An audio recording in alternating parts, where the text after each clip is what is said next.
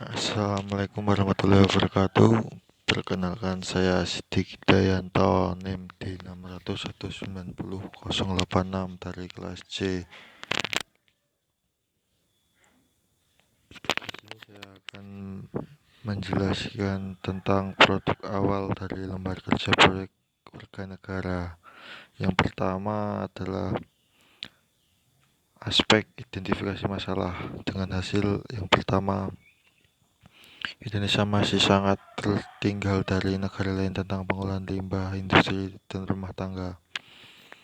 Yang kedua, kurangnya wawasan masyarakat tentang pengolahan sampah ataupun industri maupun rumah tangga, sehingga mempengaruhi kualitas lingkungan.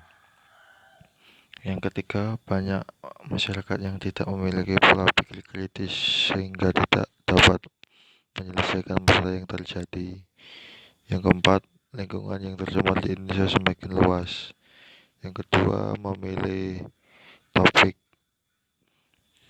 pentingnya kesadaran warga negara pengolahan limbah industri dan rumah tangga dengan didasari nilai Pancasila dengan menyelamatkan lingkungan yang semakin tercemar. Yang ketiga, relevansi topik dengan bidang studi pengolahan limbah merupakan hal yang sangat penting mengingat dalam kehidupan sehari-hari pasti menghasilkan limbah. Sebagai seorang engineer dituntut mampu mengaplikasikan ilmu yang dimiliki terhadap apa permasalahan yang terjadi di sekitar. 4.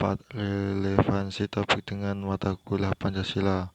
Pengaplikasian ilmu terhadap permasalahan sekitar harus menganut Pancasila yang merupakan dasar dari seluruh kehidupan bernegara. Dalam kehidupan ini seringkali masyarakat kurang peduli terhadap hal ini atau pengolahan limbah dikarenakan ilmu yang kurang memadai dan rasa acuh tak acuh. Hal ini bertentangan dengan nilai Pancasila yang kedua, yaitu kemanusiaan yang adil dan beradab.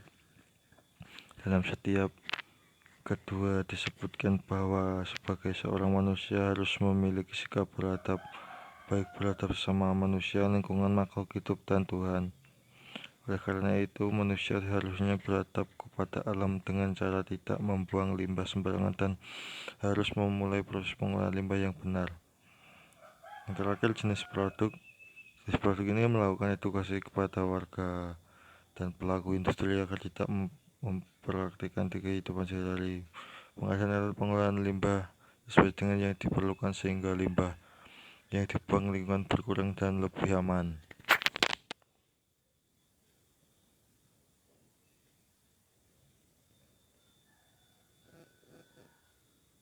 Kemudian pada lembar kerja proyek warga negara kedua di sini adalah beberapa referensi yang saya ambil. Yang pertama dari buku. Dari buku saya mengambil 2 uraian. Yang kedua saya mengambil dari jurnal. Di jurnal ini saya mau mengambil 3 saja, yaitu dari penerbit dari Universitas Sriwijaya, dari Universitas Muhammadiyah Surabaya, dan Universitas Sriwijaya lagi. Yang dari media online, saya mengambil dari media Indonesia, kemudian media Indonesia lagi, media Indonesia, serta harian Jogja, kompas.com, dan Liputan 6. Yang keempat, peraturan perundang-undangan. Ini adalah ada 2. Yang pertama adalah Undang-Undang Nomor 18 Tahun 2008 tentang pengolahan sampah, atau Lembaran Negara Republik Indonesia tahun 2008 Nomor 69, tambahan Lembaran Negara Republik Indonesia Nomor 4851. Yang kedua, Peraturan Pemerintahan Nomor 81 Tahun 2012 tentang pengolahan sampah rumah tangga dan aman sejenis rumah tangga. Yang kelima adalah Keputusan Menteri Surat Edaran Nomor SE2/Men LHK PSLB 3/3/2020 tentang pengelolaan limbah infeksius atau limbah B3 dan sampah rumah tangga dari penanganan virus corona disease atau COVID-19.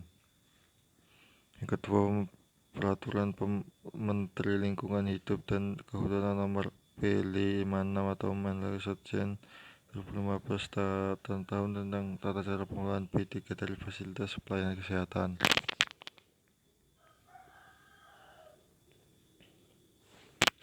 Kemudian lembar kerja ketiga ini adalah proses atau langkah-langkah.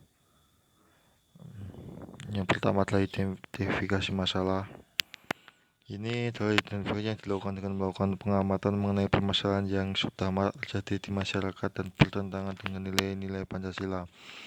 Dalam mengidentifikasi masalah, penulis melakukan pengamatan kepada masyarakat sekitar penulis dan menggunakan berbagai referensi untuk memperoleh data yang lebih akurat dan mendukung. Dua, menentukan topik yang diangkat penulis. Kali ini mengenai limbah industri rumah tangga, di mana penulis mengenai topik ini karena dianggap sesuai dengan program studi yang diambil oleh penulis dan topik ini diklaim tidak sesuai dengan nilai-nilai Pancasila. Yang ketiga, mencari referensi. Penulis mencari sumber referensi berbagai media seperti jurnal, buku, internet, dan sebagainya. Sumber referensi tersebut kemudian penulis kumpulkan mengambil kesimpulan pada data yang akan diambil. Yang keempat, studi literatur. Penulis melakukan studi literatur melalui sumber yang telah didapat sebelumnya. Studi literatur ini bertujuan untuk memperoleh data yang sesuai dengan yang ada di masyarakat agar tidak ada ketimpangan atau tidak kesesuaian data. Yang kelima, pembuatan video produk. Ini adalah setelah melalui proses langkah 1 dan 4 sampai 4 telah terlaksana. Selanjutnya adalah membuat proses pembuatan video sesuai dengan konsep yang dibuat dan topik masalah yang dibahas. Sekian dari saya, kurang lebihnya mohon maaf. Wassalamualaikum warahmatullahi wabarakatuh.